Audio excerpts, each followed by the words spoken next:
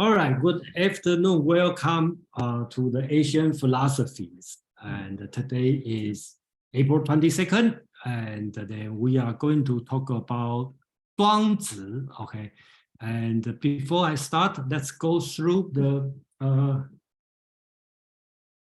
schedule we are going to do from now on. Today is, let's see, today is, oh, just 1 minute. Let me see. Okay, today is 22nd. We are going to do the reading the Zhuang Zi for the just 1 minute. Check. Okay, reading Zhuang Zi, the inner chapter. We are going to go through one by one for 7 chapters. And then next week, Pin, a lot of people probably know him, is going to introduce a satirical novel, Chinese satirical novel. The name is called The Scholars. The Chinese name is Rulin Weiss, okay, which is satirical to Confucian scholars. So Pin is going to introduce one famous story and what's the implication of the story. And then in May, we will continue to read the chapter 2 on the equality of sin and on the fundamental for the cultivation of life, chapter 3. Then we will continue on Bhagavad Gita, chapter 7 and 8. And at the end of May, we will have Kwang will talk about Mencius, okay, his philosophy and as a philosophy and political concept. Okay. That's the schedule. And then today we will, okay, let me go through this. So is anyone willing to be my co-host? Help me check in. Look, guys, we have people coming. Jen, are you okay for? Yeah, I'm good. Yeah. Okay, I make you as a co-host. Thank you. Just 1 minute.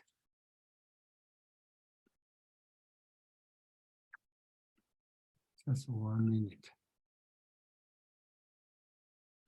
Okay, so James is the co-host. Thank you, James.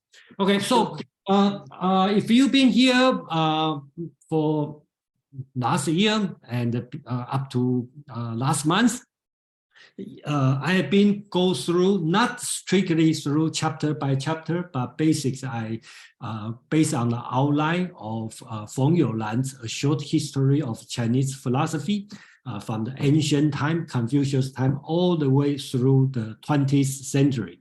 And the basics, I finished that book, spent 1.5 years.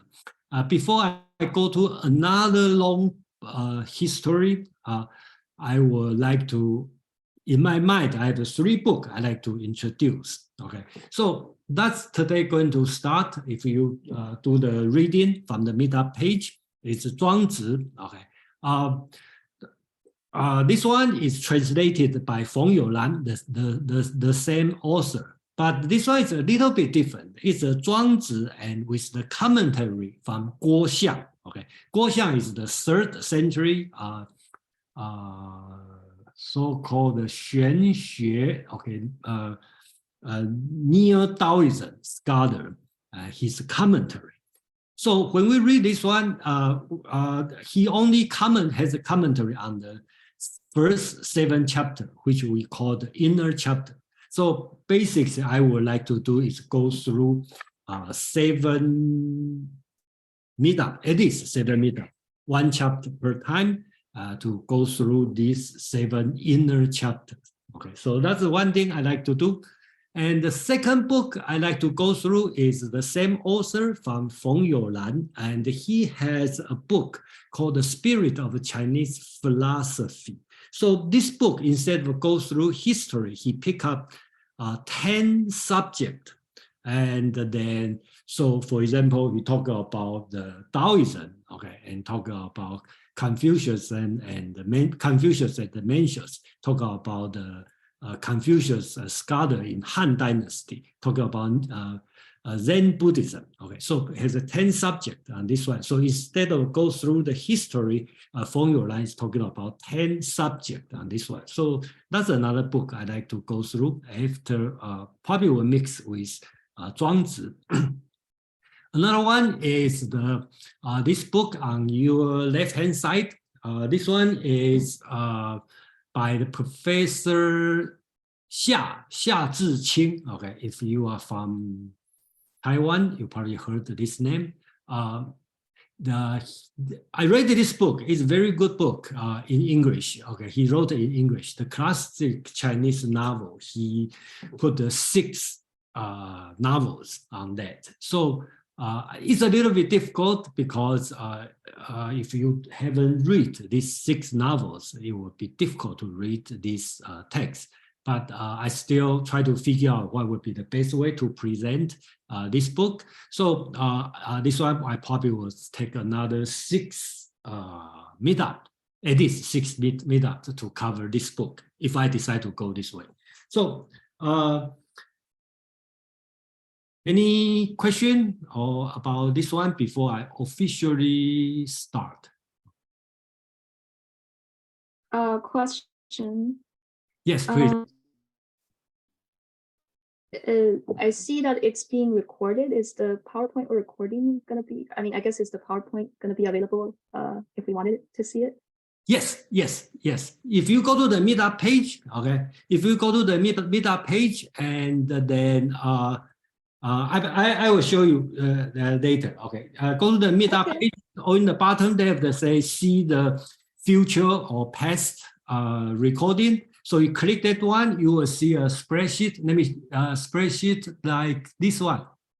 Okay, you will see this kind of spreadsheet, and they have the YouTube, and they have a PowerPoint. Okay, so you can all the past is over there.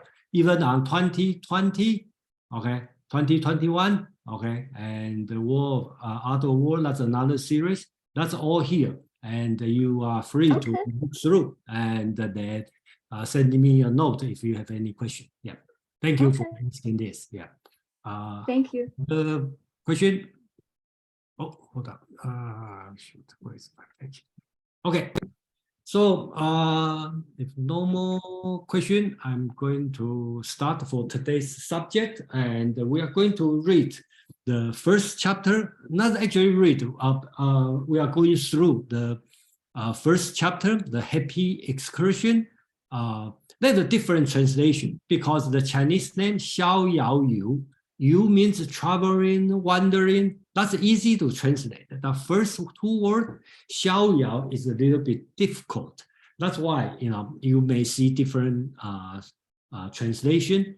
Feng Youlan used the word happy excursion. That's pretty common. And another translation I like is enjoyment in untroubled ease. Doesn't sound very good in English, but it probably reflects the meaning of xiao yao, untroubled ease, okay, enjoyment. Okay, so probably to the end of this section, you can tell me, what would be the best way to translate these 2 words. And I think this 2 words is very important because if you look at the Chinese word here, yeah, if you look at here, they all look similar. They have the first part like this, okay? So that means somebody is running, traveling, okay? So not fixed in the same place, okay? So that's the meaning. And that's why sometimes people like to translate as excursion or translate as wandering, but on the positive kind of wu wei or non-action, this kind of sense, and non-purpose, but not in a lazy way. So it's hard to explain, but I hope one day we will come with a better way. Ali, you have a hands up, please. Yeah, this is my first time here, so that's so nice to see that there's a class on or a meetup on Chinese philosophy. But my question was regarding this term untroubled ease. Does that mean like without obstacles? Is that like I'm not Chinese, I don't really know Chinese or anything. Without the obstacle, okay. So No, okay. Without the trouble, usually, my understanding, the untroubled basis, you don't impose yourself some trouble. So you don't limit yourself. You don't give yourself a high goal to reach, or you don't limit yourself to certain things. Okay, so that's what it means, untroubled. So we all know in this world they have all kinds of problems. When you cross the ocean, you need to have a boat, or you need to be able to swim. But you have a way to be untroubled. Yeah. So then that's on your mind. That's my understanding. But we will know better later. Okay, thank you. You're welcome. So before I move on, let's get quick. So I'm going to do this one a little bit different than before. Okay. I'm not going to spend too much time to introduce who is Zhuangzi, who is this book. Okay, but we won't get there. When we got time, we will get there. The reason I'm doing this is I believe Zhuangzi is very so-called timeless. So unlike you read in other ancient Chinese philosophy, or you read other philosophy, ancient philosophy, you need to know the background. Zhuangzi as a book, technically, you can pick up and read, and you probably can translate to any word, any language, and you read it, okay, without trouble.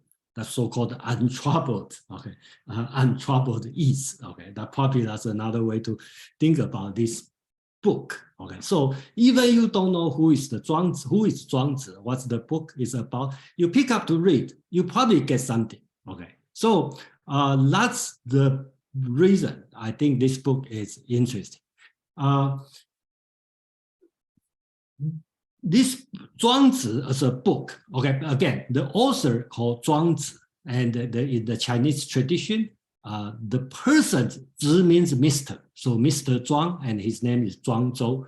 I have this here, Zhuangzi, yeah, Zhuangzhou, yeah, and the book has 33 chapters, and we don't believe he is the author for all 33 chapters. So usually, traditionally, we separate to the first part is inner chapter, 7 chapters. Most scholars believe these 7 chapters are written by Zhuangzi, the person, the philosopher. Then they have the outer chapters from 8 to 22nd chapter, and usually we believe it's written by Zhuangzi's disciples. Okay, so and then they have another 10 chapter from 23 to 33.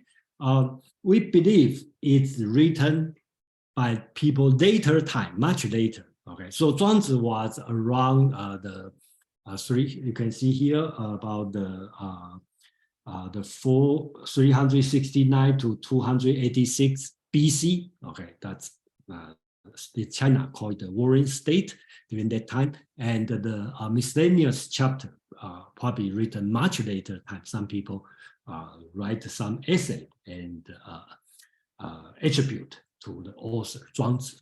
Okay, so the book we are going to use is, of course, the traditional Zhuangzi, but they have a famous commentator. Okay, so the person's name is Guo Xiang. So he lived about 400-500 years after Zhuangzi. Okay, so he has a commentary on Zhuangzi, and his commentary is very famous.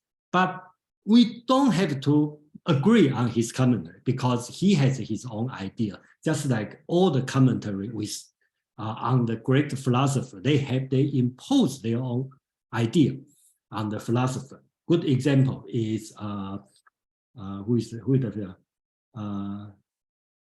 Averroes, right? Averroes on the 12th century, the Arabian Muslim scholar. He is a great commentator on the Aristotle's writing. So in this sense, okay, Guo Xiang is the commentator, okay, for the Zhuangzi as a writer. So Guo Xiang is one of the great commentators of Zhuangzi. His commentary was itself a classic Taoism literature. he turned the allusion, okay, I don't think I have to read all this one, but basically he put the form of the reasoning and the argument. Zhuangzi, because Zhuangzi is written in a formal story, and then Guo Xiang added the commentary to reason, to rationalize, okay, Zhuangzi's story. And the book we are going to read is basics is written by Zhuangzi, commentated by Guo Xiang, translated by Feng Youlan. And so we will see a few layers. The first layer you will see is Zhuangzi's original text. Okay. And the second level you will see is the Guo Xiang's commentary. Third level you will see is Feng Youlan as a translator. He also put some of his commentary on that. Then, of course, I'm a presenter. I also have my own opinion on this. Then you, as a participant, okay, and I would like to hear, what do you think about this text? So that's all I need to say before I officially start to this text. So before I start, and I will pause for any question, if you have a question, expectation, and then please raise your hand.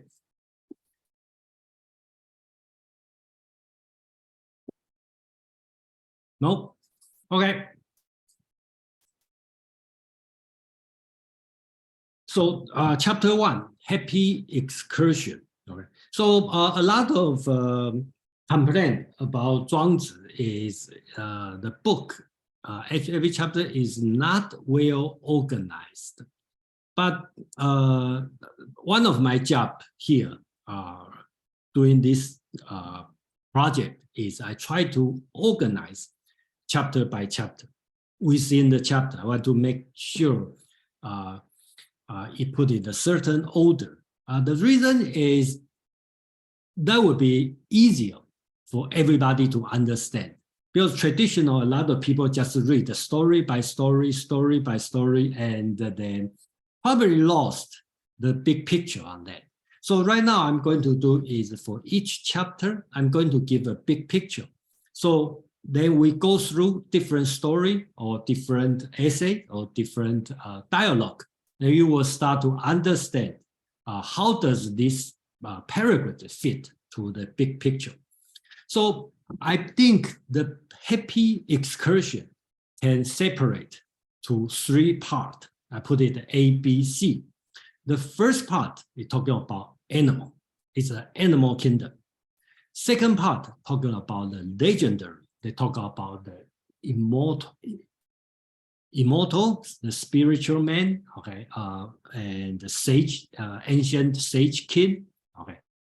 And the third part is dialogue between Zhuangzi and Huizi, these 2 persons dialogue. And each part have their theme. Okay, the first part talk about the animal. They talk about the big and the small.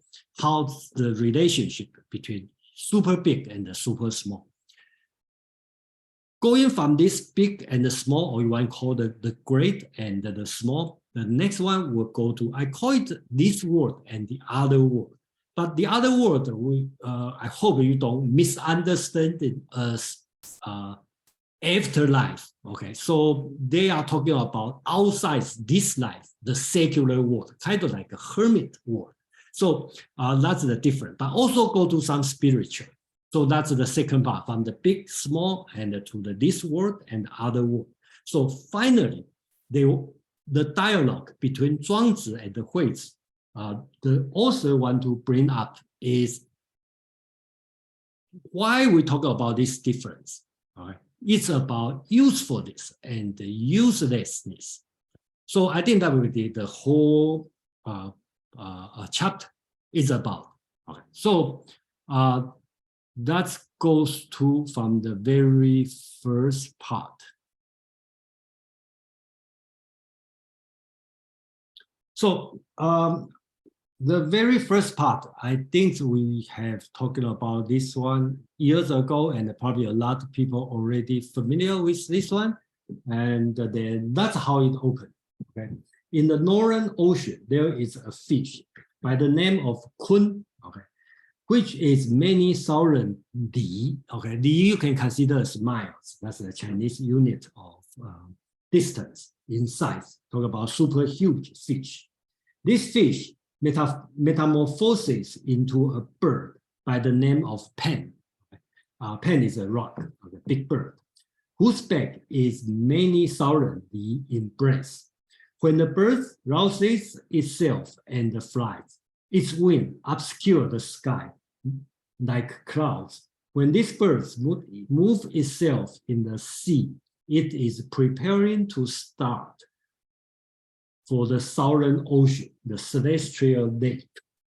So Zhuangzi, in the opening, very first chapter, very first sentence, just boom, give you a big story. There's a huge bird, okay, is converted or transformed from a big fish to a big bird, okay. He didn't say why, he just, boom, just give you a big picture on this. Okay, then he talked about a name.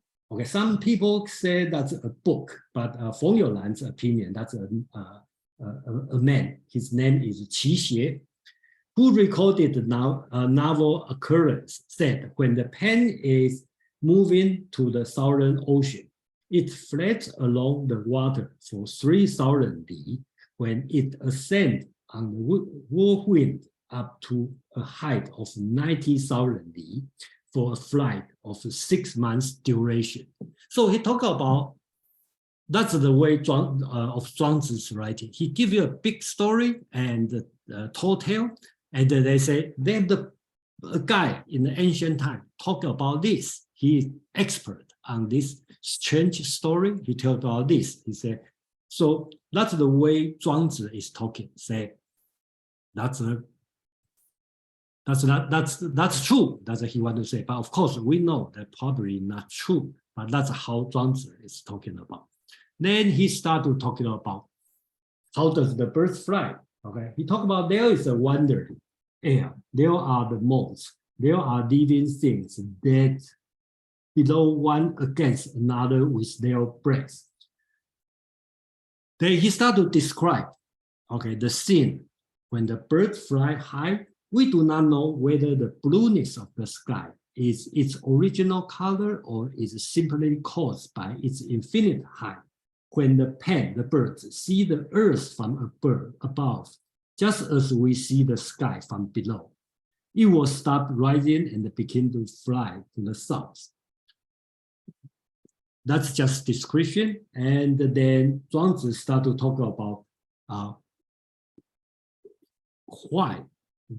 Without sufficient depth, the water will not be able to flow on a large boat. Upset a cup of water into a small hole, and a mustard seed will be the boat. Try to flow the cup, and it will stick because the water is shallow and the vessel is large. So he's talking about the birds flying need a stick air to support. Just like, a cup, you can flow a mustard seed, but you cannot put a boat on the cup of water. So the big thing needs a big stuff to support. And then the small thing, you don't need this big. Without sufficient density, the wind will not be able to support a large wind. Therefore, when the pen ascend to the height of 90,000 li, the wind is all beneath it. Then, with the blue sky above and no obstacle on the way, it mounts upon the wind and start for the south. So this one is just the scene. They describe everything. So Zhuangzi tried to tell you that's the big, and the big birds need thick air, the density of air to support, unlike the small one. James, please. Yeah, I think it's interesting that he seems to get the density backwards. He seems to think that the denser air needed to support the wings are in the high atmosphere, and not not at the low atmosphere. But that and the reason actually is that the bird can achieve a higher speed as it rises to a higher atmosphere, although it might be in danger of not having enough oxygen available. Yeah, Yeah, that's true. Though. That's not not enough air. but that's okay. Yeah, because I think one of the things in the page 2, he gets this. He comes to this concept that there's 2 reasons for doing things. One, because you have to, and the other is because you like to. And he's pointing out that the Peng does this not because he wants to, but he has to. And that's true. Birds fly at a certain altitude sometimes because they have to. And the ones that seem to migrate the farthest do attain a high altitude. And and that's because they need to achieve a greater speed without resistance. They don't encounter as much resistance at a high altitude. And also they get a view of the Earth. They get a larger horizon, which helps them in their navigation. So I think those are the important factors in limiting which type of birds are able to navigate the most easily and the greatest distances. And those would be the large geese and ducks and so forth that navigate at a fairly high altitude. Yeah, thank you, James. So that's the second part he tried to talk about. Zhuangzi tried to talk about. After describe the big thing, he described the small thing. A cicada and a young dove. Okay, I think the Chinese word here called 学究. Okay, actually it should means turtle dove, basically a small bird. Okay, laugh at the pen, saying when we make an effort, we fly up the trees, sometimes not able to reach. We fall to the ground midway. What is the use of going up 90,000 li in order to start for the south? So the big birds, the bigger fly, have to go up to 90,000 li, very, very high. Okay, then he can start to fly south. Unlike the small bird, he just jump out, then he can start to fly. Okay, well, scientifically that's probably not true, but that's the story talking about. So here I put the red text. Okay, that's the commentary. Usually we will read from Guo Xiang's commentary. So Guo Xiang says there is a satisfaction to their nature. The pen has nothing to be proud in compared with the small birds. And the small birds has no desire for the celestial lake. Therefore, though there is a difference between the great and the small, their happiness is the same. So that's Guo Xiang's commentary. So I don't know, how do you think about this commentary? Okay, that's Guo Xiang's commentary. So then Zhuangzi continue, okay, before we finish the action A, okay, so he started to talk about some big thing and the small thing. I give you more example. Okay, he talked about the, how do you call it? Chrysalis, okay, or some cicada, the very small bugs, okay, can only live a few days, okay. Talk about the mushroom, okay, some mushroom live many, many years, but this kind of mushroom, you only live for few days, okay. And talk about trees, some big tree live for thousands years. And he mentioned legendary people, and we call it Peng Zhu, okay. And he lived for 834 years old, and he is 1500 years before Confucius' time. So what we will consider as a Chinese Methuselah, right? In the Bible, Methuselah lived 969 years old, and the Chinese legendary all have the people, live for 834 years. So he's going to use this example to Zhuangzi. Zhuangzi is going to use this example, okay, to talk about this. So he who goes to the grassy suburb, taking enough food for 3 meals with him, comes back with his stomach as full as when he started. But he who traveled 100 li must grind flour enough for the night's halt, and he who travels 1,000 li must supply himself with provision for 3 months. What do these 2 creatures know? Okay, these 2 creatures, he's talking about the cicada and the turtle dove, right? The people or any creature travel long, they need to prepare a lot of things. And the small, if you travel for only 1 day trip, you only pack a bottle of water. You don't bring your luggage. If you do the international travel, then you can bring a lot of stuff you need to prepare. And the small doesn't know the big one.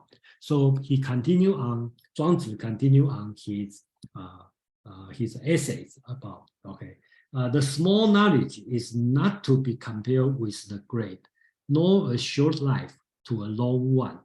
How do we know that this is so?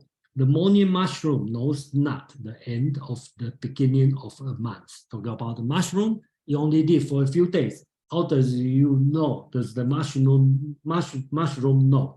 There's a month, the concept of months. The chrysalis knows not the alternation of spring and autumn, because the chrysalis only live for a few days. How does the small bug know? They have the springtime, the winter, they have the summer, they don't know this, right? That's the instance of the short life. And he started to give some example, which we just take as legendary. In the south state of Chu, that's the southern part of China, there is Mingli. Mingli is the tree I just showed, and we don't know that's true or not, but basically, you talk about the tree whose spring is 500 years, whose autumn is equal. So basically, it lives 1,000 years. So his year is 500 years. And in high antiquity, there was a Da Chuang, that's another kind of tree, and he lived for 800 years. Then he continued talking about Pengzu, the person, right? The legendary person. So, he's renowned for today, he's the longest lived person. If all men were to match him, were they not to miserable? So if you think about, I want to live as long as Pengzu, then think about, then your life will be miserable. That's Zhuangzi's text is talking about. James, please. Sorry, I think effort, and I think part of the philosophical idea here is that effort in action is always proper to circumstance and capacity. And this is different for different species and different situations and efforts and projects. So he's comparing different species, but he's basically saying that there's different types of projects that are undertaken, and their effort and action has to be proper to the circumstance, not only the circumstances that of their endeavor, but also their capacity. He talks about the motes. I don't know if you're going to get to that later, but the motes are kind of like freely moving subjects of the wind. And he means this is the minimal type of existence, the idea of absolute freedom without circumstances determining what happens. But that's not the usual case. Usually we have things that have to have provisions. And then he goes to this paragraph. I love the paragraph. I don't know if it's a commentary, but there's the when without paragraph. When the pang ascends to the height of 90,000 li, the wind is all beneath it, and so forth. So that's those are the preconditions of existence. There's always preconditions of existence, and things always need certain preconditions for existing and for acting. So for any, so I think that's his point there, is there's always a precondition for existing and acting, no matter what type of creature we're talking about. Precondition for the motes in the wind, precondition for the turtle dove, trying to get higher up to the tree, precondition for the morning, for the morning mushroom, and a precondition for Methuselah in his effort to live for 800 or 900 years of Ta Ching. Yeah, here. thank you, James. Yeah. Adi, please.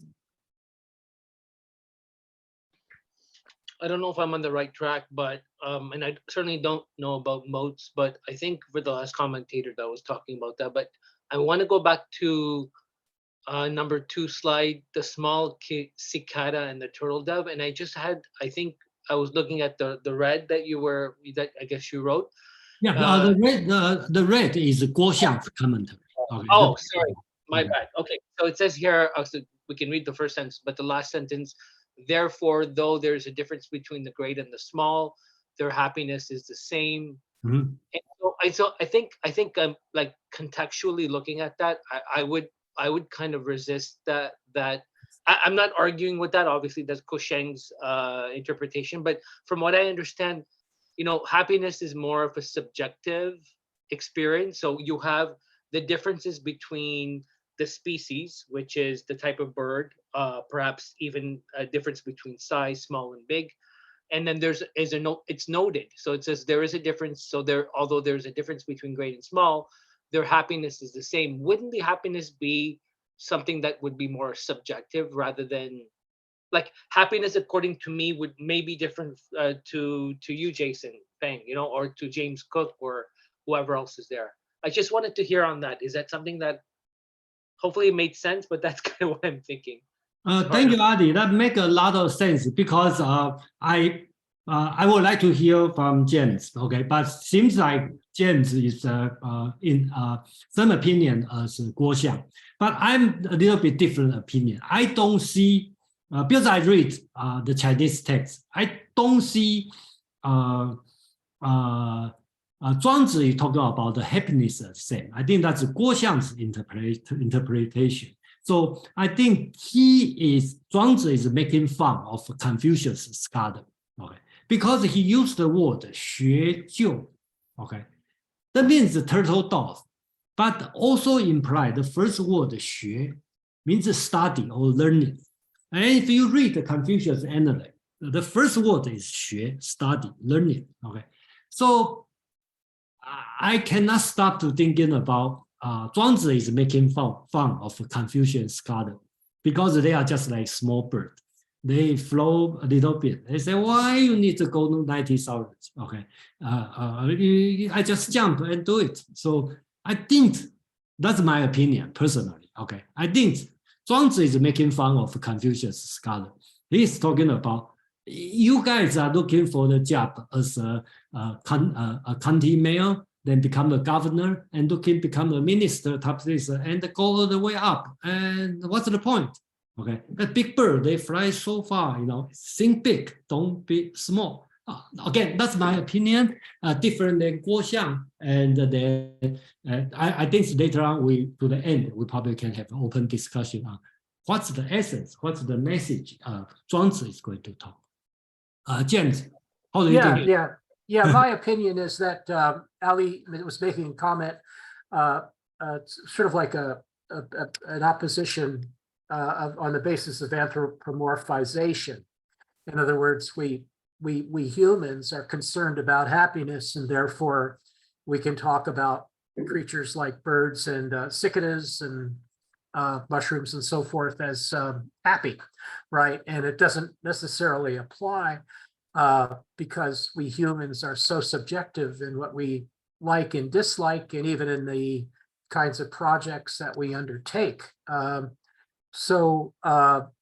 But on the other hand, the point that I think Zhuangzi was trying to make is more on the idea of there's a circumstance and a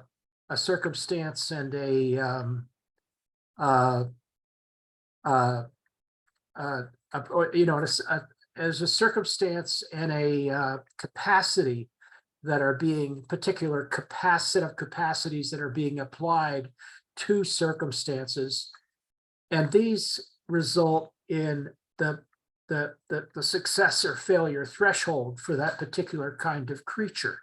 And Zhuangzi might be calling it something that sounds like happiness in Chinese, but I think that the commentator here is taking it a little bit too far.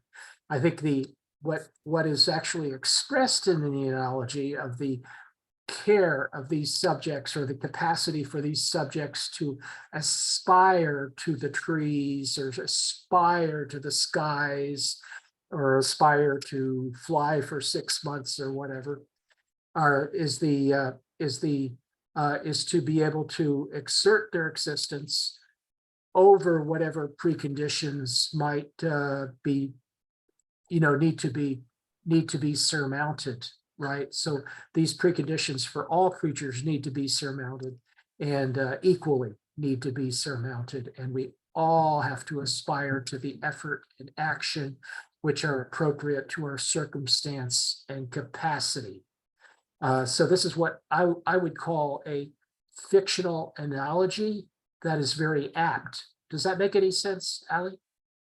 I mean, I think that's why I asked. Like, I think your argument with respect to the fact that there may be some, translation difference in terms of like how we understand it here in the West versus how the Chinese may have meant it. I absolutely agree with that. As for the rest of your talk, I appreciate the explanation. But yeah, I was really focused on that happiness, whether or not it was something that was more generic, it was something that was more organic, or was it something particularly to the subjective experience? But thanks for that, though. I appreciate that.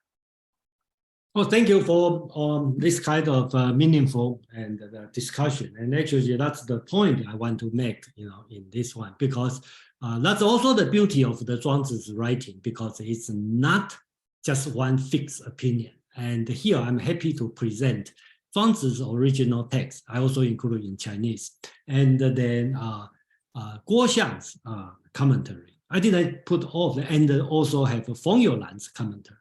And we have to put in mind, Guo Xiang lived in the 3rd century, and he probably had a purpose to bring Zhuangzi back to make sure Zhuangzi is not totally conflicts with Confucius' teaching. Okay, I think that would be in his mind. Okay, and then since I don't have this kind of burden to make sure Zhuangzi is in accordance or in harmony with Confucius, so I feel myself have more free to interpret. And most of the people, I think I will encourage everyone is read it and think about what do you get from this, and what's the message you learn here. Mark, please.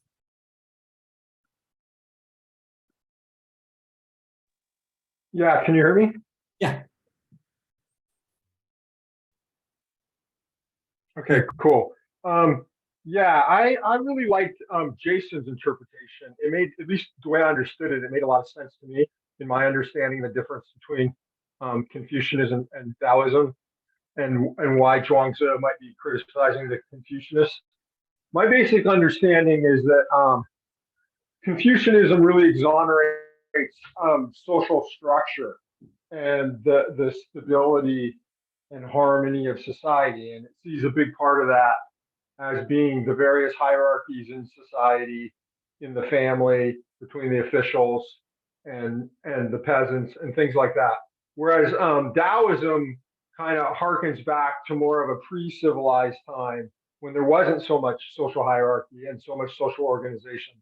And it sees humans more as animals and more as part of nature than separate of nature. So when he's talking about the bird, and if I understood it right, I might have missed some of it, so I could be off here. But the height being higher, but the happiness being the same, to me, that really corresponds to kind of like the modern Tang Ping thing in China, or just like the leaving the rat race. It's like, yeah, if you're really high, that could be, you could make an analogy between that and being the emperor, or being a high imperial official, or being an accomplished merchant or something like that. But is the high person actually happier? Like, some of the happiest people I've ever seen were dirt poor peasants in Mexico. I was really surprised at how happy and friendly they were. And so I think the Taoists they're not so impressed by the social status and like those things of accomplishment. To them, that's just like it's kind of like unnecessary, and maybe even kind of missing the whole point of life. And so when he says like the happiness is the same, to me, what I understand is that I think he actually means that you don't really find happiness in those kind of achievements. There might be a kind of a fleeting happiness or sense of superiority or something, but a real happiness comes in kind of a connection, I think, or an enduring with yourself and with nature. At least that's the way I interpreted it. So, and I thought that was congruent with what Jason was saying, but maybe he disagrees. But anyways, that's all I had to say. Yeah, but I think great. Thank you, Mark. Yeah, I'd like to mention before I talk. We go further. I talk about, just please remember, when I put the red text, that's from Guo Xiang. So the happiness is the same. That's from Guo Xiang's interpretation. Okay, I don't see Zhuangzi, the original text, talk about happiness in this one. He talking about high, and we should, at least I do not read the high. The birds fly high means you are in a high position. Okay, I think the high, in my understanding, means more freedom. Okay, that's my understanding. But of course, people have a different mind, different interpretation of high. Okay, some people may think high means more money, or high means more talent. Okay, read more book. Okay, but at least for me, I read this one, I see high means outside this world, and then I'm more free. That's I read. Okay, but of course, not everybody read the same way. So let me finish the last part of part A, and then we can have a few discussion on this one. And since we already discussed another thing, I just want to finish the part, the last paragraph of the first part. So remember, Zhuangzi talk about the big birds. Then he talk about Qi Xie, the guy who is a lot of knowledge. He talk about this to prove he is true. They really have a bird. And here he repeat again. So Zhuangzi, when I read this one, I find out Zhuangzi really a good storyteller. Okay, and we all know this birds doesn't exist, probably never exist, even in the dinosaurs age. Never have this kind of birds. But Zhuangzi just reassure to tell you that's the true one. So he start to bring the ancient sage, Han. Okay, Han is an ancient sage. He asked one of his prime minister, Ji. Okay, he questioned about this one and a similar statement. Okay, so I'm not going to repeat basically the first paragraph. He bring another historical account. Say that's true. They really have this story. Then he talk about a quail. Okay, so the comment is the quail laugh at this saying, say, where's the birds going? I spring up with a bound, and when I have reached not more than a few yards, I come down again. I just fly about among the brushwood and the bushes. This is also the perfection of flight. Where is that bird going? So I think that's an important message. He said, this is also a perfection of flying.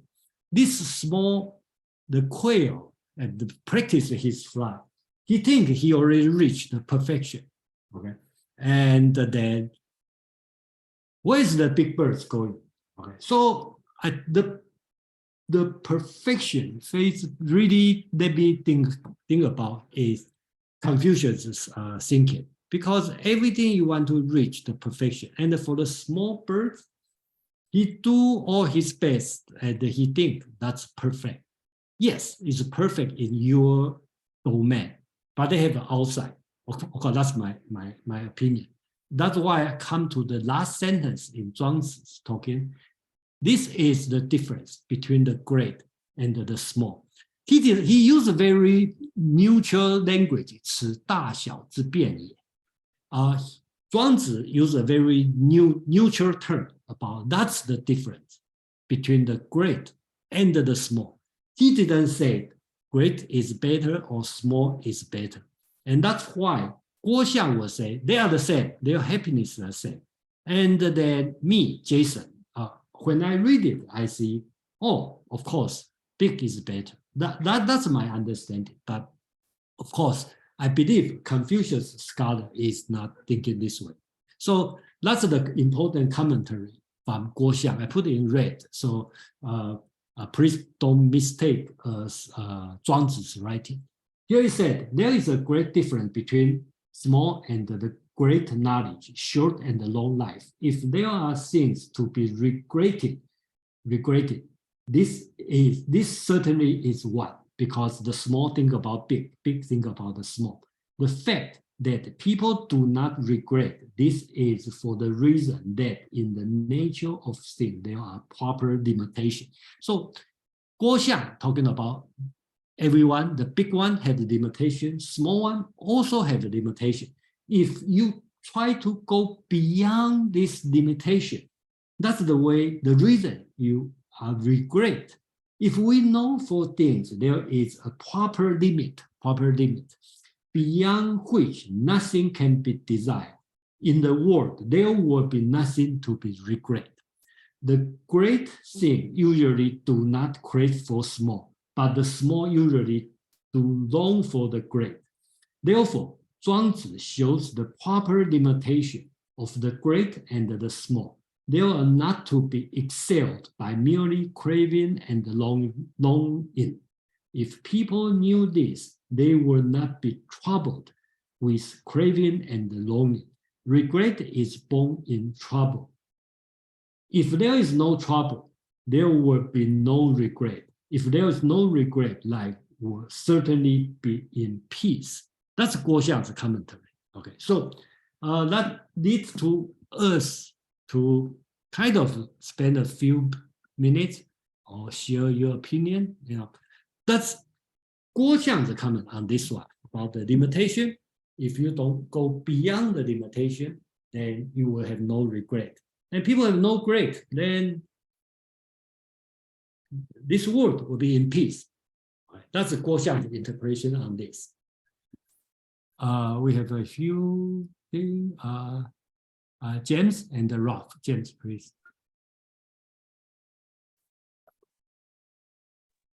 I wanted to mention the historical context here. The birds were not until the 19th and 20th centuries. The birds were pretty much considered a symbolic of heaven, symbolic of highness. In other words, they lived above the earth. They could escape life on earth, and it was always a question of like, where are they? Are they? How can they fly like that? And they were a mystery, kind of like above humans and other kinds of animals. So. And in the 19th and 20th, they got the idea, they just started putting the ideas in the 20th century, I guess. The ideas of flight became really important to probably for the first time with Leonardo da Vinci, the Renaissance, the idea that perhaps there was a project in learning to fly, even though it seemed very difficult or impossible. And then by the 20th century, we had the possibility of humans flying. So now we don't have that mystery anymore. We don't have the same respect for birds that we had as a race, as a human species in the old centuries that they had then. There's no sense of respect, and we don't have exactly the same since unless we really study them, then we see the variety, and now we understand that they are species of dinosaurs that survived from many millions of years ago. So from a couple hundred millions of years ago when the dinosaurs evolved. So I think it's kind of like the situation from the ancient times. That's one of the big differences in current present day consciousness and the situation of people in ancient times. Our views of birds have widely changed because of the fact that we have actually mastered the principles of flight ourselves. Yeah, thank you, James. Ralph and Ali. Ralph. Okay, thanks. Yeah, I think Guoxiang here brings out the moral principle that is implicit in Zhuang Zi. Particularly, Zhuang Zi seems to be saying, well, it's equal. The great are happy and should be happy and are happy with what they do, and the small are happy. It's natural what they do. But he notes that human beings are not the same. The rich and powerful don't envy the poor. The rich and powerful don't want to be poor and oppressed, but the poor and oppressed would usually like to be rich and powerful.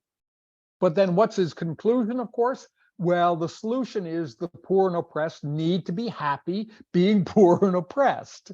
Well, it's a little, of course, this is to a modern sensibility, this is a little bit difficult. This is clear, I think, as somebody mentioned, this is clearly the philosophy of the rich and powerful. We're rich and powerful because that's our nature. The poor and oppressed are poor and oppressed because that's their nature, and everybody should simply accept their status and be happy with their nature. But of course, this it's rather difficult to. And Zhuangzi is, by using nature, he can sort of present it as symmetrical. But Guoxiang when he sort of applies it to human beings, has to recognize, well, they're not really the same. Okay, thanks. All right, thank you. Yeah, so I'm glad everybody see the difference between Guoxiang and the Zhuangzi, and then of course, the people all 1,000 years ago, we really don't know what they really means. But we have the text here, so that's the purpose. We read the text and we can comment on that. Alice, please. This remarkable, this might be very obvious to people who have studied this. I'm not one of them. Unfortunately, I studied more Western philosophy than Eastern or Oriental. But I just wanted to comment on like how different this is from Western philosophy, in that there's he's noting the physical, the natural limitations on big and small. If you're using the birds example, for example, the bigger birds can fly up to 90,000, whereas the smaller birds can't do that because of their physical limitations. And he's saying basically, as I think the previous speaker was alluding to, he's saying that with regard to the smaller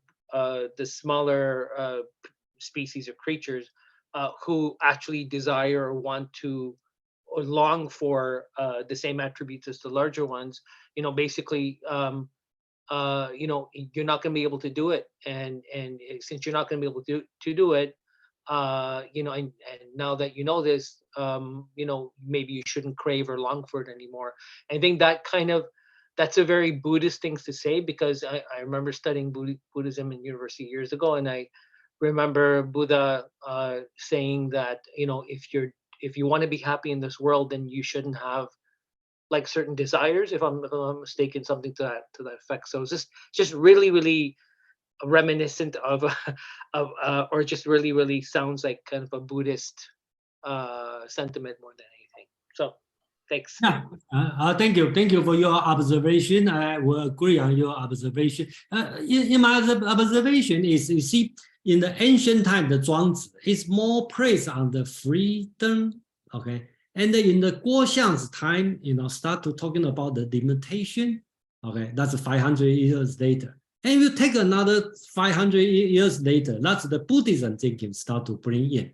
So just be content yourself. So in a way, kind of become smaller and smaller, and from the freedom to before was Zhuangzi was praised the freedom, and gradually become not pursuing freedom, become more unlimited yourself. So that's a few subtle differences. I'm glad most of people are able to observe the change on that. Yeah. May Fan? Yeah, you can call me May. May, please. Yeah. Yeah. I just wanna my statement might be a little bit personal and practical, not that philosophical. So what I got from the comparison between big bird and small bird, the great and the small, I see the loneliness of the big bird.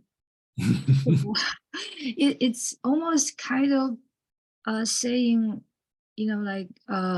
different people have different understanding about life. They have different aspiration, different perspective. So a lot of time, the small bird, they don't understand what the big bird is doing. And for me, I feel like, I feel like in reality, there might be fewer big birds than the small birds. And so if you somehow you say you fall into the category of big bird, a lot of time you did not get the understanding, support, from the, say, like the general public or your environment, from your friends, your family. Yeah, so definitely my point is more connected with daily life. I feel like I can see the through my eyes, I see the loneliness of the big bird, because it's almost like two different words, the big bird seeing and the small bird. Yeah, thank you, May. Yeah, and probably that's one of the, I think the Zhuangzi's writing is have a multi-purpose on that. So that's one of the person that you think about. The big, he created a picture of the very big and the very small. And his comment is just, here's the difference between the great and the small. I don't think at least I read the Chinese, he doesn't have any bias on that. He just very neutral tone, talk about 此大小之变也. Okay, that's the big, that's the small, that's the difference. He just say that. And probably then you think about, like May would think about its loneliness. Guo Xiang would think about, you should know your limitation.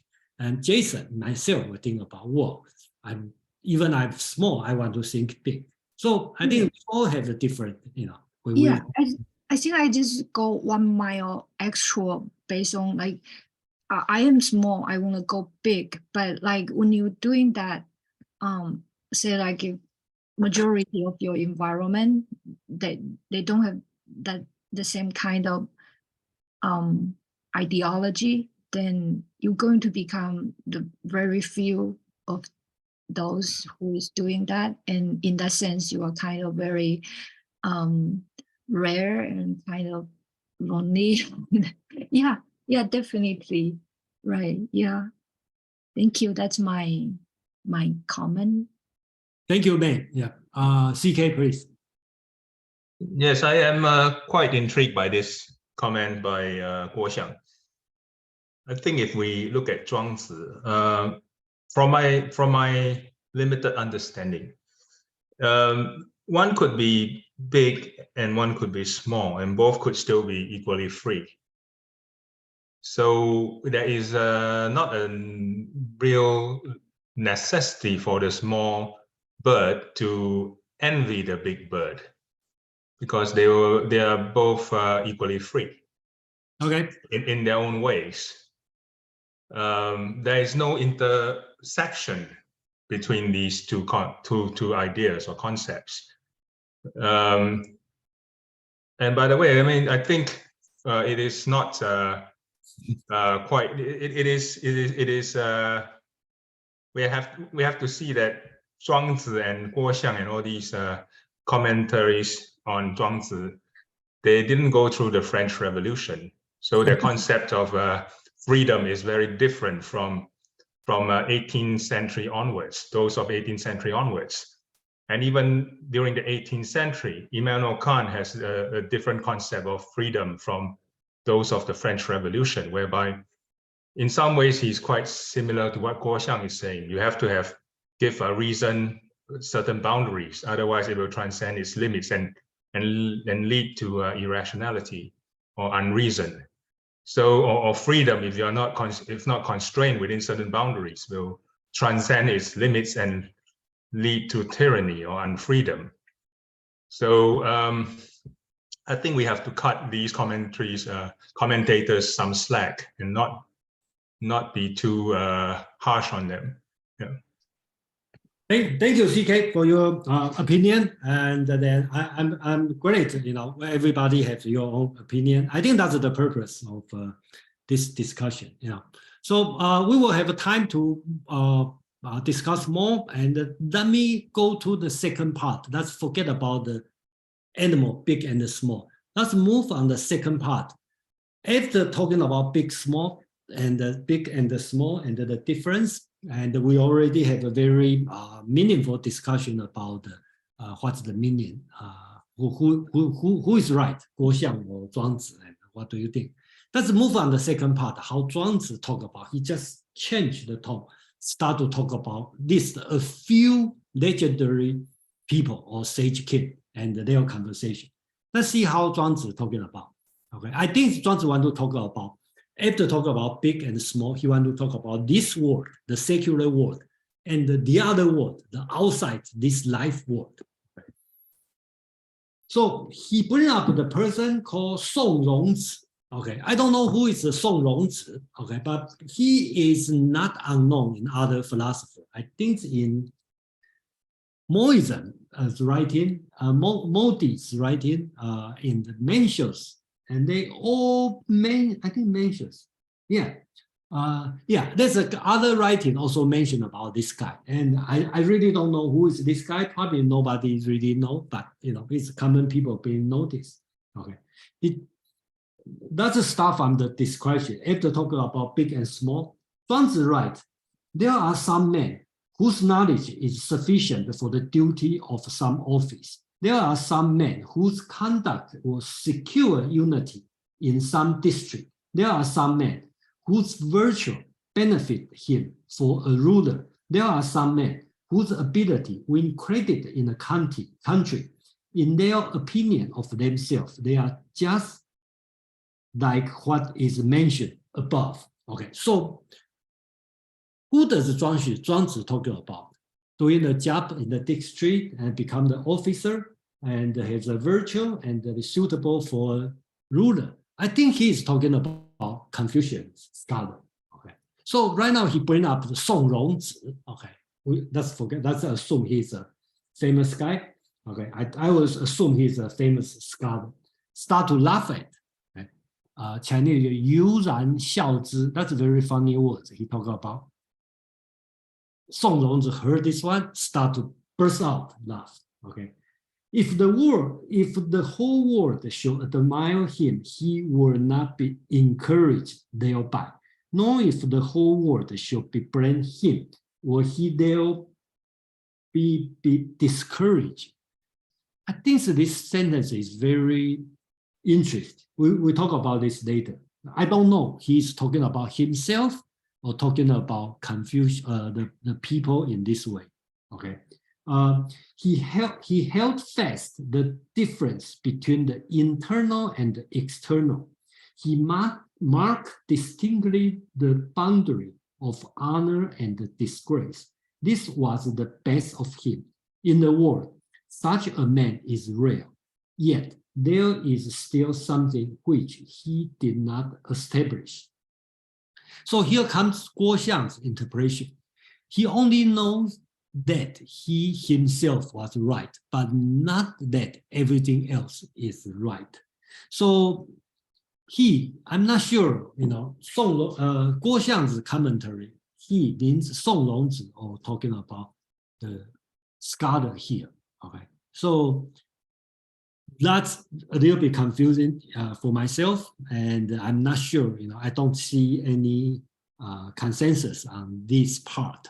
But basics here is talking about, my understanding is talking about this part, talking about the Confucian scholar. They are doing the job they want to. And the Song Rongzi laugh at them, okay, they're inner and out. And then Zhuangzi bring the next part, talking about, he all of a sudden bring up, just like talking about Big Bird, he bring up about Liezi.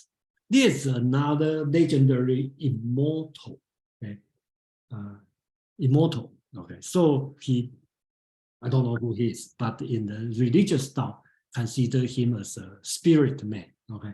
So he talked about Liezi, called ride upon the wind and pursue his way. In the Frisian and the good man returning after 15 days. Among those who attain happiness, such a man is rare. Yet, although he was able to dispense with walking, he still has to depend on something, because Liezi can travel with the wind. He talked about Liezi still, even the people like Liezi. Okay, you see, that's the devil. Zhuangzi bring in. He talked about the people who in this world has a virtue, become an officer, become a governor, and they eventually can become a ruler, as good as a ruler. Then Song Rongzi start to come. You only do what you can do. Okay. Then he bring up another person, which is legendary immortal. Okay, he said he can travel around, okay, around the world within 15 days.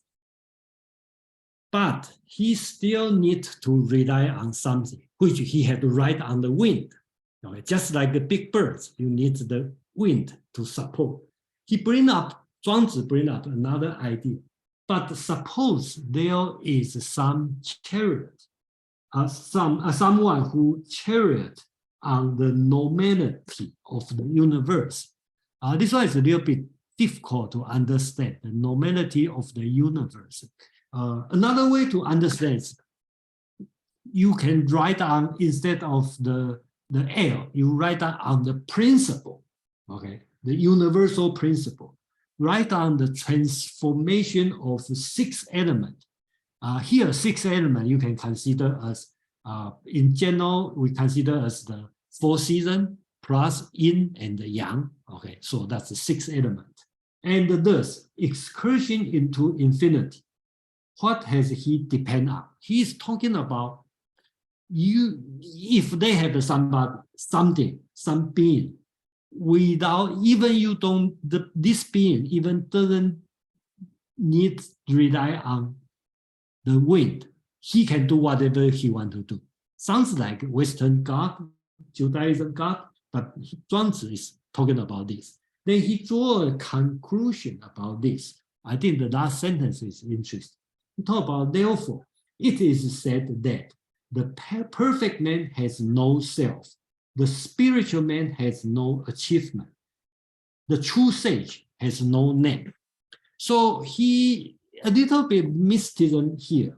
But to me, when I read this part, I think about Bhagavad Gita.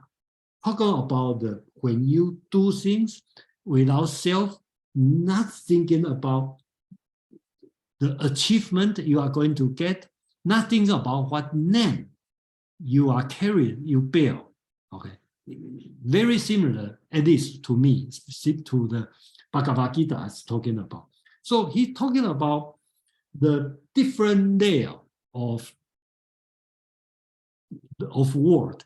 People in the secular world, doing your business, doing your job, and then talking about the immortal, okay, 列子, he can travel around, but this one is not big enough. You still have something even bigger, okay. I think Zhuangzi want to disturb your mind of thinking, bring your mind outside from this world to outside. Then all of a sudden he bring up the sage king, Yao. Yao is a sage king 2000 years before Confucius. Okay, so I will stop here for if you have a comment or question on this part, and before I move on to the next part, he's going to talk about the sage Yao. That's a little bit different because he's talking about different this world and talking about the other world, like a spiritual world, then talking about even outside this world. Okay. So after this, Zhuangzi talking about the sage king Yao. Okay. So if you read the Confucius, you probably know in the book, I think book 19. Okay, that's a famous story talking about the Yao and the Sun, right? Yao was the ruler of China. Let's say 4,000 years ago, 2,000 years before Confucius' time. He was the ruler, but he didn't give the throne to his son. He gave the throne to another sage king, Sun. Okay, and they call it abdicate and hand over to Sun. So instead of give the throne to your son, you give the throne to the able person. That's Confucius tradition. So here, Taoism, Zhuangzi is going to bring a different tradition. According to Zhuangzi, Yao didn't give the throne to Sun at the beginning. He know another person, another able person called Xu Yu. Okay, he gave the throne to Xu Yu, and Xu Yu rejected. Then he find his second choice, give to Sun. That's in Taoism tradition we're talking about. So Zhuangzi is bring up this tradition. He said Yao wished to reside as the ruler of the empire in Xu Yu's favor and saying, okay, so here he talking about if when the sun and the moon have come forth, sun and moon, he talking about Xu Yu. One insists on lighting with torch. So when the daytime, I still light the torch, right? And then when the seasonal rain has come, I still continue to water the ground, right? He talk about Xu Yu is this big, like a seasonal rain, and like the sun coming out. I, as a sage king Yao, I still taking the torch. I still watering the ground. That's nonsense. So how about that you, okay, become the ruler of the empire? That's Yao talking to Xu Yu. And the Xu Yu's answer is govern the empire, right? And it's already in peace. You say, sir, you already did a good job. Suppose I will take your place. Will I do it for the name? Name is but the shadow of real gain, right? So you already do a good job. Why you ask me to take over your job? Because I'm better? Okay. Because you already do a good job. Even I'm better, I don't have to do it. I do it for name or do it for the real gain. What's the gain for that? What's the real gain? Then he bring the example. He talk about the tit, right? Wren. I think it's a small bird, right? Let me see. That's a small bird, right? Building its nest on the mighty forest, occupied but a single twig. So the birds in the forest only need a small, a single twig for the rest, right? Any person only need a small thing. Why you need the entire empire? That's what he means. And he talk about the taper. And actually, the proper translation should be the more. I think what James is talking about. Most of the translation call it more, not taper. I think more is make more sense. The more snakekin is thirsty from the river, drink only enough to fill its body. you return to big. So basically, he talked about the small animal. You see a big river, you only need one sip. Well, I don't need the whole river. Just like me, doesn't matter how capable I am as a Shiyu, right? What's the empire, the entire China good for me? Or what do I do good for the China, for this land? It doesn't make sense because it's already in order.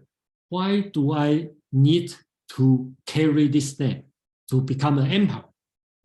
That's Xu answer to reject the sage king Yao. So then we come with Guo Xiang's commentary, right? He talking about the, hold on. Let me do this one, I think.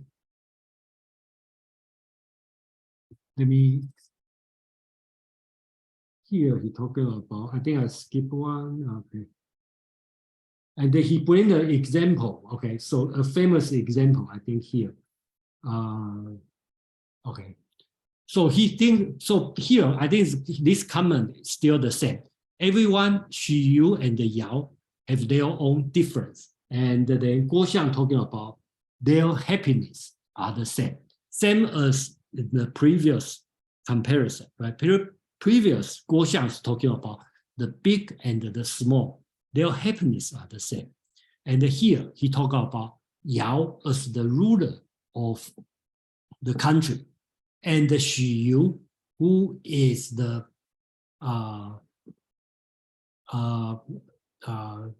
capable person, but not doing the job. They are a kind of hermit. Their happiness are the same. This world and the other world, they have the same happiness. That's Guo Xiang's comment. And then, to me, I read this one a little bit different. I see this one is talking about the name and the reality instead of talking about happiness. So that I put this color, the light purple. That's my own interpretation. My interpretation is, why do I need to take this job? You need to think about it. It's for the reality or just for the appearance, okay, which is called the name, or for the reality. What's the real gain for me? What's the real gain for the country? Not just for the name. So that's my idea. But Guo Xiang seems to have a different thing on this. Yeah. So let me see.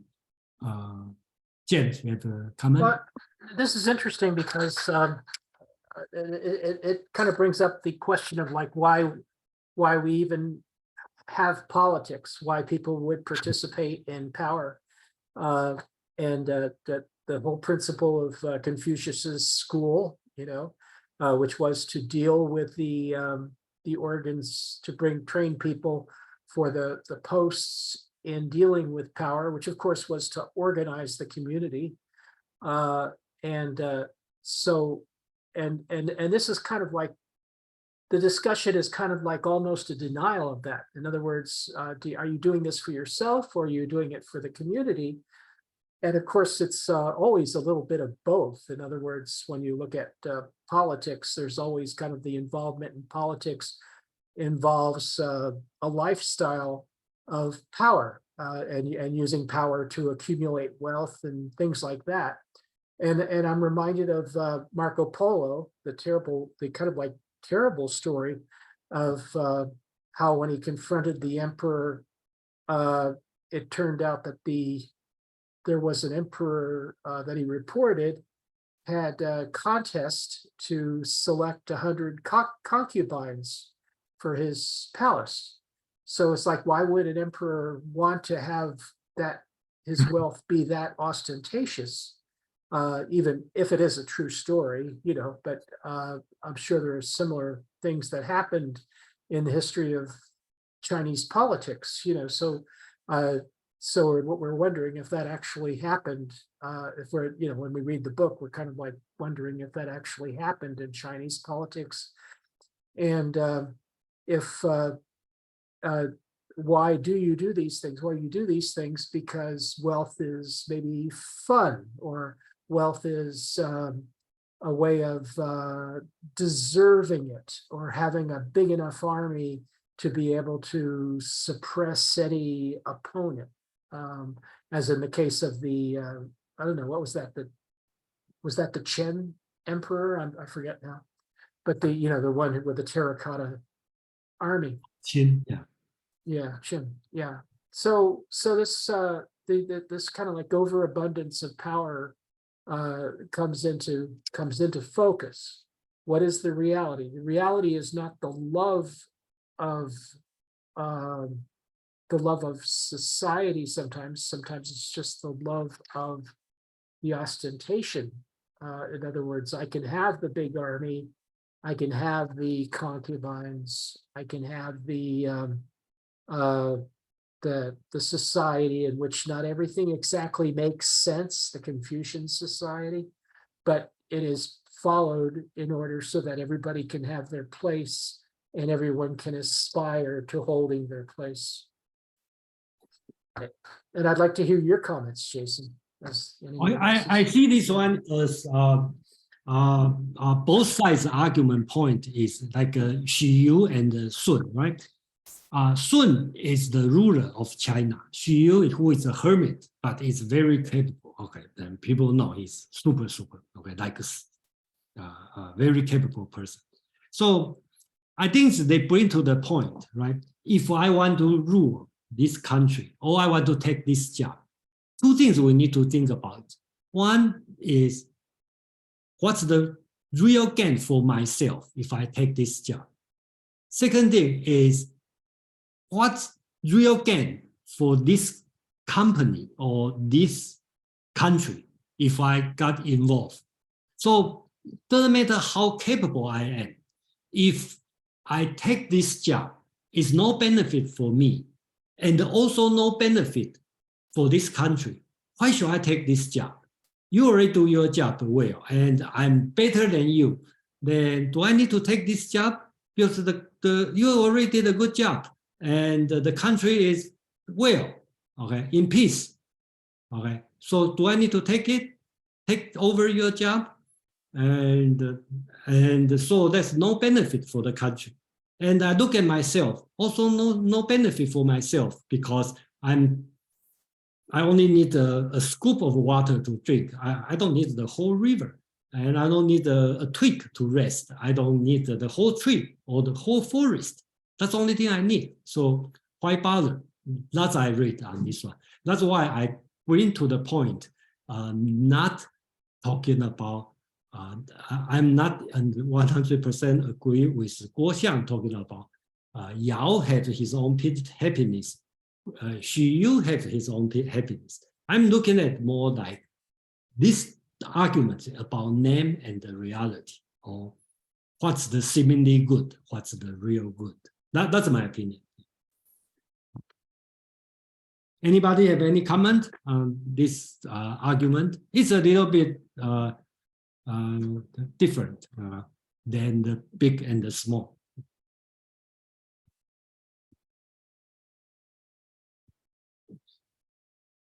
So let's move on. Okay, so the last part he is going to, I think the reason Zhuangzi talk about this one, he bring up a few story and he's going to talk about I think he's going to lead to the usefulness, just like argument I talked about the name, the appearance, and the reality, right? So if you talk about big and the small, talk about the name and the reality, then if we want to go one more layer, you probably want to talk about the usefulness. But before the usefulness, then Zhuangzi talk about another story, okay? So he talked about the person called Jie Yu, okay? Jie Yu is another so-called fanatic, okay? I don't want to spend too much time in explain this one, but basics, I think when we read Confucius Analog also mentioned about this person. He's in the southern part. Okay, so let's skip the persons. Then he talking about the spiritual man, and then let me see. yes, he talked about the spiritual man. Okay, so let me read it. His flesh and the skin were like ice and the snow. His manner was elegant and graceful as that of maiden. He did not eat of any 5 grains. He inhaled the wind and drank the dew. He rode on the cloud, drove along the flying dragon, and thus rambled beyond the 4 seas. His spirit is compact, yet he could save things from corruption and secure every year a plentiful harvest. I thought all this saying was nonsense. So he talked about this one, but the point he bring this one is this, okay? They try to say that's the thing, okay? Let me read the last part. So their conversation go through the state of song. He talked about, first, he talked about, this one is a little bit, okay? Okay, so here, the story is here. He talked about a man of song, carry the ceremonial cap to state of Yue. Okay, so the historical background is state of song is a ritualistic state. Okay, and the state of Yue is kind of barbarian. So he talked about the men of Yue used to cut off their hair and paint their body. So they had no use of the cap. So the person from the state of Song tried to sell the cap to the state of Yue. Basics is no use for that. So here he bring up from the big small. So the state of Song and Yue, the 2 countries, not the difference, not because one is high culture, one is no culture. One is the thing in the high culture is no use for the low culture. And same thing, the low culture has no use for the high culture. So he bring up another story talking about when the ancient sage king Yao and the Sun visit the spiritual man, okay, from the what's a Gu Yi, okay, the mountain, and then there are 2 worlds. One is the secular world, okay. One is the spiritual world. They are separate, okay. So I think here he bring up a lot of story, okay, talking about instead of talking about like the first part, talking about big and small, and in this part, Zhuangzi is talking about the world of political world, you want to say, or secular world, and outside this world, they are different. And he didn't say which one is good, which one is bad. He just bring up the difference. Okay, remember the first one he bring up the big and the small, and the second part he bring up the this word and the other word. And he bring up the conclusion is the skill used in this word is no use for the other word. And the skill in the other word is no use for this word. So that's the difference. He want to bring us to thinking about different way in the different word. Then we conclude in the part 2, the second part. Then they have Guo Xiang's commentary, right? He said that there's no lot which the perfect man will not comment. He is satisfied well with life and death. That's Guo Xiang's comment. And Yao has no need for empire, just as the man of Yue has no need for the cap, right? That's Guo Xiang's comment. And the Feng Youlan's comment, he talked about since everything are longing for peace, why not let them alone and get it? So Feng Youlan's concept is kind of like Wu Wei, right? So since everyone has their own world, why you interfere them?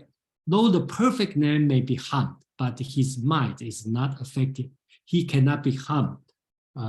He cannot be harmed so far as his mind is concerned.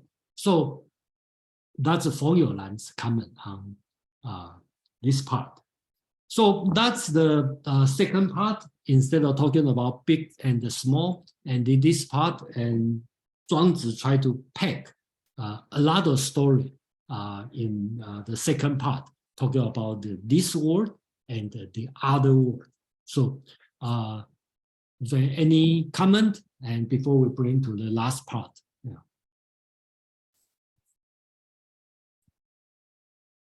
No? Sounds a little bit idealist. Who is idealist? I think both of them, life and death would not affect him. He is satisfied everywhere. And then Yao did not consider the empire as his. He silently forgot it. There's nothing which would disturb his happiness. And then Feng Yulan, though the perfect man be harmed, yet his mind is not affected. He cannot be harmed so far as his mind is concerned. He never heard of, Feng Yulan never heard of a brain injury, apparently. Yeah, okay, I don't argue on that, so it's they in a way, most of philosophers are very idealist, okay? Otherwise, they go to politician. So, CK, please. Yes, I find the earlier passage about Xu You and Yao quite interesting, because it is quite similar to what the English used to do. You should know your place in life, stick to it, do your job. In the case of Zhuangzi's writings, Yao should just be the ruler, and then Xu You should just be who he is. So they shouldn't exchange places, or else there will be chaos. Yeah, because each are so good at what they do or don't do. So it's important to know your place in life. Okay, great, thank you. So Zhuangzi, you are more in line with Guo Xiang more than. Do you agree? I mean, you're asking me, Jason? I'm asking you. Oh, okay. Yeah, well, yes, I would think so. Yeah, I mean, if you know your place in life and execute accordingly, and not try to do things that you're not good at, then naturally you will be happier than some other morons who try to do the otherwise. Okay, great, thank you. Any other different idea or different thought?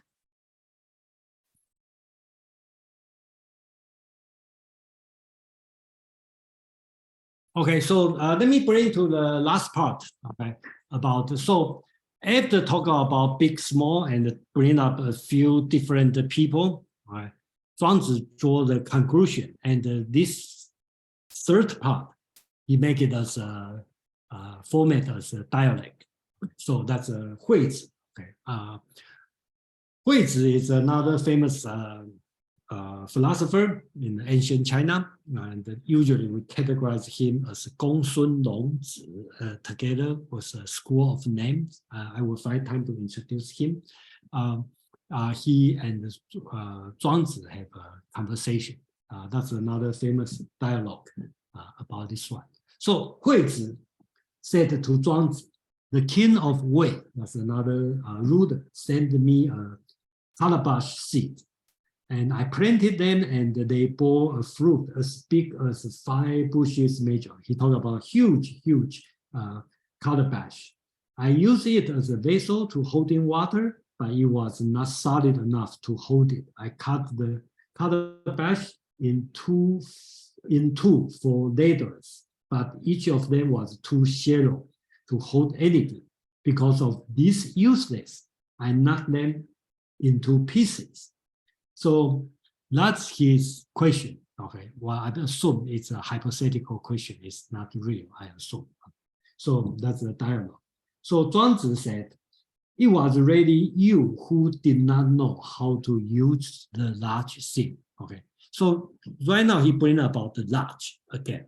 Okay, so he tell Huizi, you don't know how to use the large. Then they talk another story. The man of song who had a recipe for the self. Okay, so let me make the story short. Basically, he's talking about the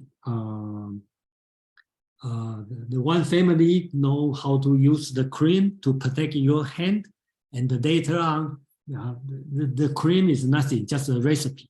Then he sell this cream to the state of Wu, and state of Wu use this one for in the war, okay, during the water fighting. So the soldier use the cream, the hand got protected, so they don't get hurt. So the state of Wu won, okay, won the war. So in this case, the person who sell the cream, okay, get a lot of money. So the story talk about the same cream you can use for small things, just protect your hand, or you can use this cream to save a country, to win a battle. So Zhuangzi used this story to talking about the same thing, a cream you can use just to protect your hand, but you also can use to win a war, win a battle. Okay, so they have the same thing. You have the small usefulness and the large usefulness. So basically, he want to talk about. So he suggests, right? Why did you not make of it a large bottle gourd, by means of which you could flow in river and the lake? Okay, so Zhuangzi is talking about, since this gourd is so big, then you can use this one and then to flow as a boat. Okay, that's Zhuangzi's idea. Of course, it sounds a little bit unreal, but I think the purpose here is tell you the big one has the different kind of use. Then Huizi tried to challenge Zhuangzi with another story. He said, I have a large tree, which men call, how do you call it? Iron sass. Okay, I don't know what's the name, but basically it's kind of a smelly tree. And I believe it's similar to Africans' baobab, right? Baobab tree. Okay, the trunk is so irregular and knotty that a carpenter cannot apply his light to it, and its small branches are so twisted, and the square and the compass cannot be used on them. It stands by roadside, but it is not looked at by any carpenter. Now, your words, sir, are big but useless, and also not wanted by anybody. So Huizi is asking about this big tree, right? Totally useless. So I believe he's challenging Zhuangzi about, you talk about the big thing, have the use, right? You use a boat. Then how about that big tree? Okay, that's totally useless. How can I use that one? So Zhuangzi said, have you not seen a wild cat of whistle? Okay, so he bring about another story, talk about the whistle, the small cat, right? Jump around, can catch the animal, okay? And they talk about the big yak, okay? Huge yak. And then it's so big, but even cannot catch a mice, right? So then he asked the question, right? He gave the answer. Why do you plant the tree, okay, in the domain of non-existence, in the wild and the barren wild, okay? By its side, you may wander in non-action. So he talking about wander in non-action. So here, the Chinese word is wu wei. He used the word wu wei here. Okay, so since it's useless, how about you can put on the side as non-action? Under it, you may sleep in happiness.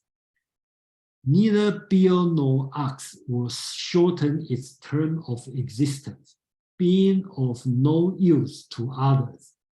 It itself will be free from harm. That's Zhuangzi's final words on this chapter. So he's talking about the totally useless basics. It's a ticket for your safety. Okay, so you can be totally free since it is totally useless. Okay, so that's the final. Zhuangzi bring up to this one.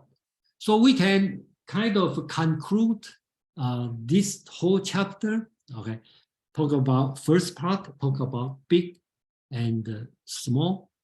Second part, talk about this word and the other word.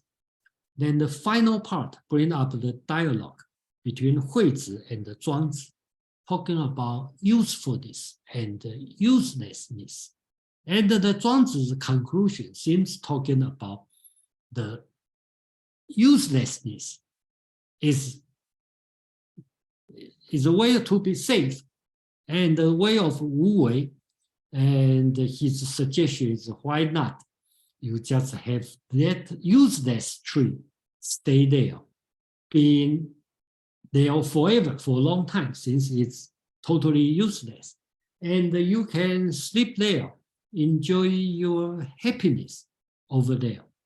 So before I go to the discussion, let's bring up the what do we learn from this, right? So Guo Xiang write his comment on the very beginning, right? Guo Xiang talk about for the whole chapter. Guo Xiang's comment is, although the great is different from the small, yet if they all indulge themselves in the sphere of self-enjoyment, then all things are following their own nature and doing according to their own capacity. All are what they ought to be and equally happy. There is no room for the distinction of superior and inferior. That's Guo Xiang's comment about this story. And the Feng Youlan, the comment in the final is, this story are to show that everything has its own particular fitness. Everything is useful in a certain way and useless in another. And I put my own comment. I read this one, I read as this story is talking about transcendent. I don't see that's the superior and the inferior. I think it's about we all in a small world, but our mind is very free.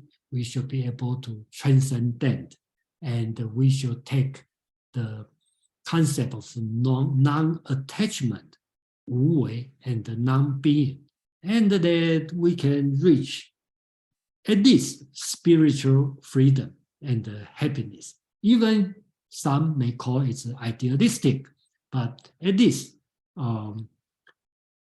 every being, everyone, doesn't matter you were born or live in a small or big, you are small bird or big bird, your mind can be very free. That's what I learned from this lesson. And I really like this chapter. And then I would like to hear how does everyone think about this one, and then what's your opinion on the whole story? James, please. Well, I don't want to cancel any of my previous positive comments, and I apologize for any negative comments I've made. This reminds me, I love the quotation about the ailanthus tree.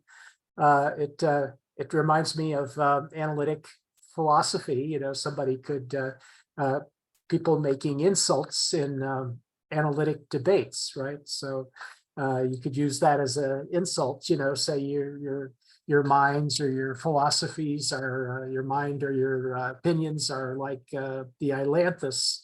They can't be measured. They're not good for any use. They're just kind of like existent on their own and without meaning or reason, so to speak. And so when we have like things that come up like debate, yeah, I think that sounds a little bit like it. And in a certain way, everything is useful and useless in another. So that's Feng Youlan, right? Trying to refute me. It's a very, very humorous ending to this story. Okay, any other idea or anything you want to share about this story, or any comment on the Zhuangzi's story? That's the very first one, and then Anything, any thought you want to share? We have a CK and a Fred. CK, please. Yes, Jason, I think in your last slide, Guo Xiang seems to agree with what I have said earlier, if I didn't misunderstand. I think that Guo Xiang and you are very in agreement. Okay, yeah, well, I'm glad. I think that you probably in the majority of Chinese scholar, I think. Okay, I see. Interesting. And regarding the translation of Xiao Yao You, Yeah. I had an idea. Okay, It is not please. a literal translation. It is more like a translation based on the inner meaning of the three words. Hmm? I can suggest this translation.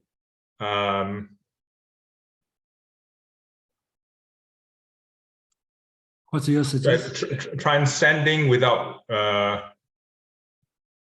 worldly care. Without worldly care. Yeah, or I like transcending without a care in the world. I like the word transcendent because I think the whole purpose of this chapter and the whole philosophy of Zhuangzi is about transcendent. Okay? Yes. We need to go beyond the reality. That's my reading. Okay. Because So, yo you can translate as wandering or excursion, but that is more a literal action-based, translation. But if you look at it from the philosophical point of view, Zhuangzi is actually moving through these boundaries, and by leaving the baggage behind and not being confined to worldly worries. Therefore, I think transcending without worldly care, or transcending without care in the world, which may sound better, is maybe an appropriate translation. yeah, that'd be good. That'd be a good one, and they bring up the concept of freedom. Because in Chinese word 逍遥自在, right? 逍遥 always come with another word 自在. That means free will, or so 逍遥 and the free, these two are connect together. It is in my based on my understanding. So I really like to see the concept of freedom bring up, by this word. Yeah. Fred, please. Yeah, I like your interpretation better than Guo Xiang's. Guo Xiang.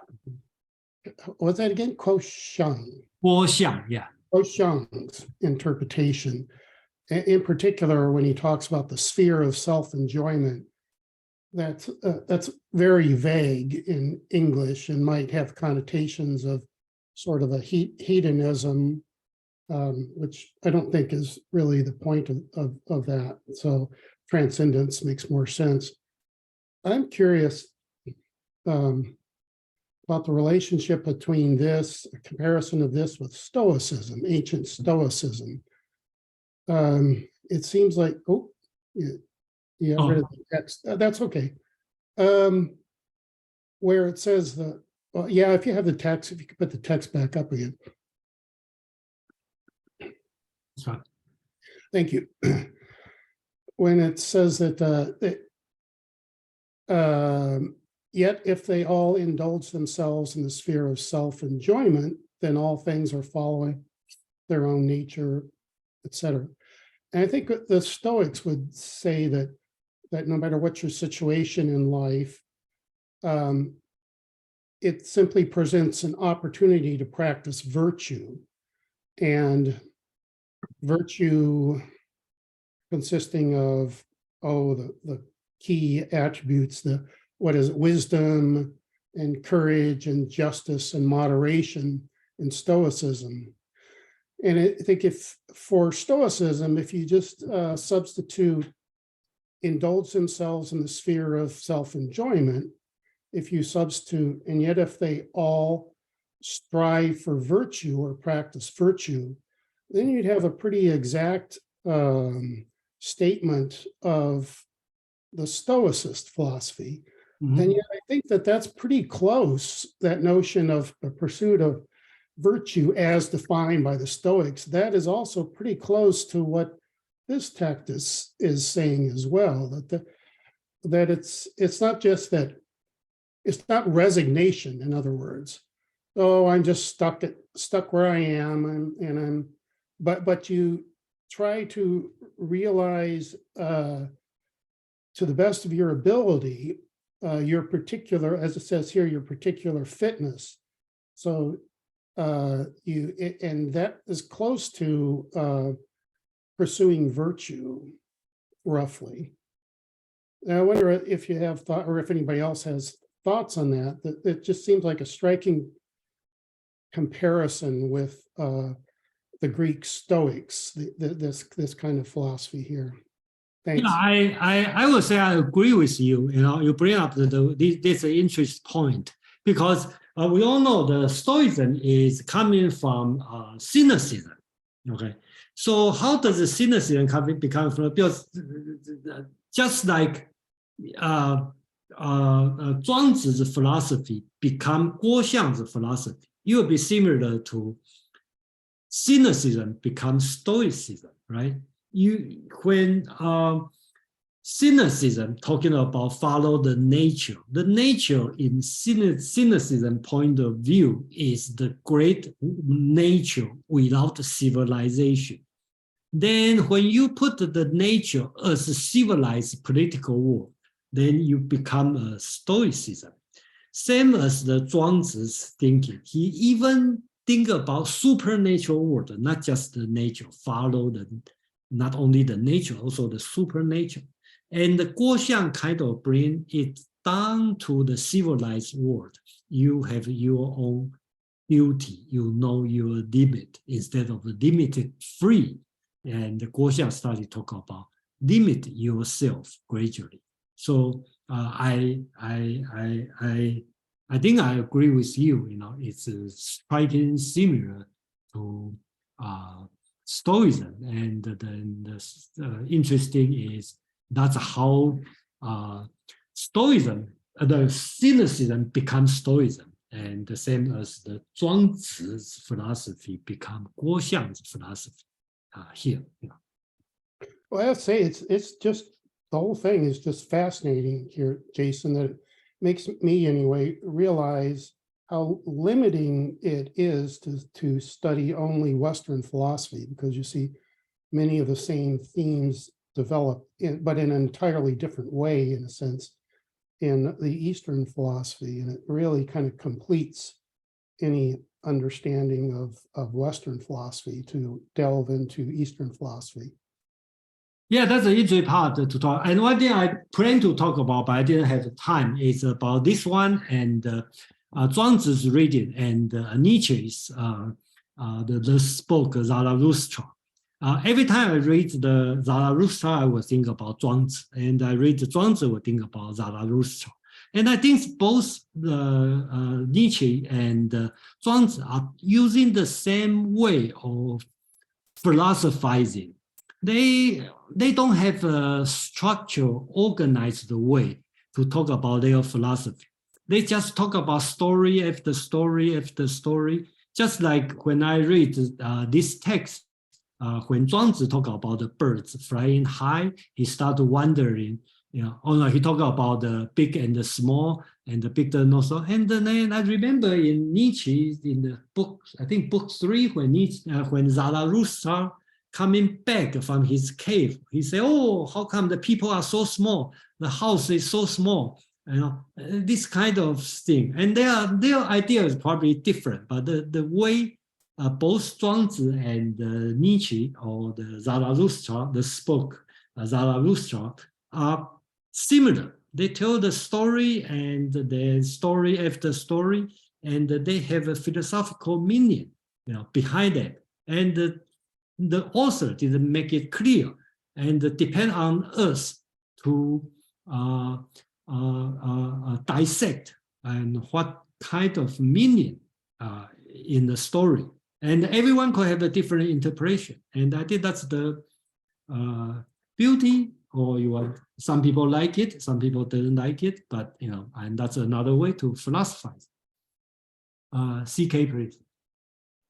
I'm inclined to think that Stoicism and Zhuangzi's philosophy is not entirely similar, because Stoicism is coming from, as you said, cynicism, and it's coming from a strong sense of dissatisfaction, thereby moving from dissatisfaction, suspicion, and being cynical to acceptance of one's situation in life.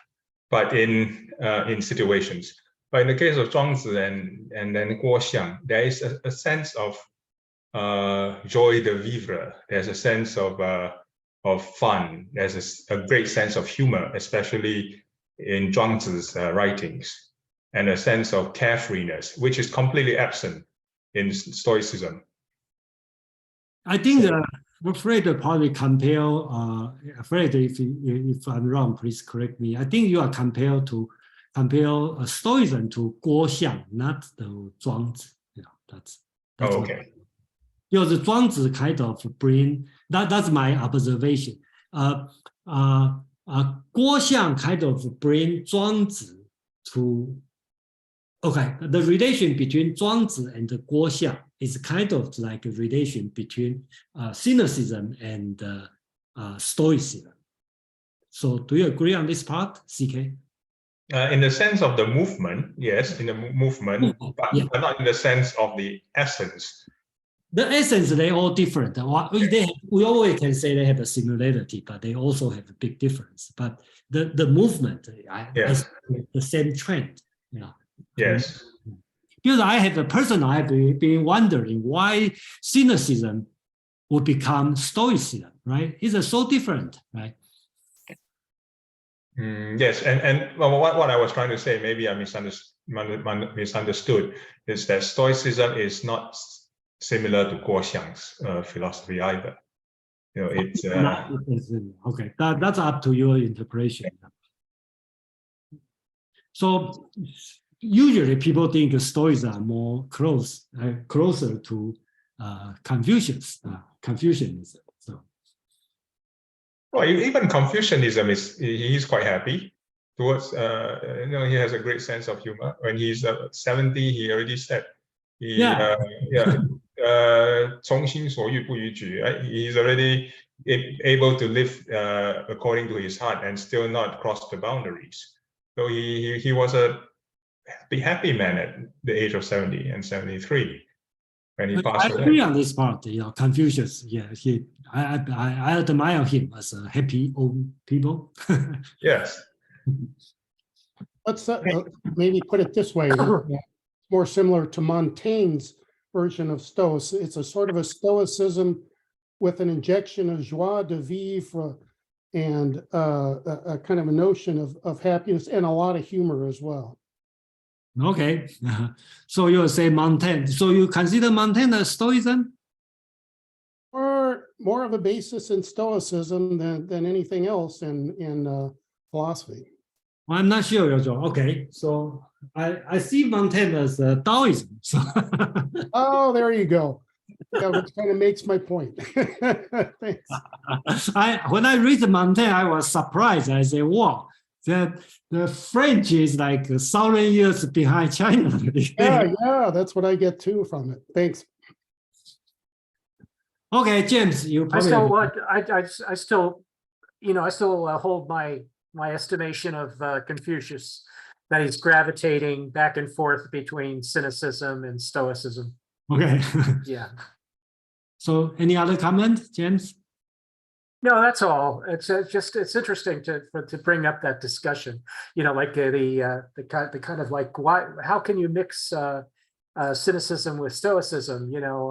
In Western philosophy, and if you know anything about Roman politics, and the Roman politics were kind of like messy. So I think especially in Seneca, we can definitely see the relationship with the tragedy that occurred in. Even though it's not in his book, but in the emperor's life, Marcus Aurelius, we can see the tragedy that kind of tragedies that occurred, and then because the emperor was always responsible to be the leader of the army, and that meant actually going to the camp and actually participating in the battles sometimes. So the tragedy of life combined with the acceptance of Stoicism. Stoicism, you actually accept the good, the bad with the good, and I think that's basically that amounts to the idea of the philosophy of Confucius, the tremendous romance and beauty of society being combined with aspirations to do good in your particular political posts, and the occasional kind of references to cynicism. In other words, these guys are these rich people that we have to serve sometimes are really base individuals, and they do terrible things, and we have to put up with it. But that's really okay because we know it's right and wrong ourselves. Okay, thank you for your final conclusion. Thank you very much, and thank you everyone for my first time doing the Zhuangzi's reading, which I really liked, Zhuangzi's reading, and I try to bring the 7 inner section. And so next week, same time, and we have a pin talking about a Chinese satirical novel, The Scholar, and then I will continue on the Zhuangzi's chapter 2, which we talk about the equality of things, and then probably will have a totally different view from today. It's different chapter, and then you will see the difference and the similarity. So see you next week. Thank you. Jason, thank you again. Thanks, Bye. Jason. Great.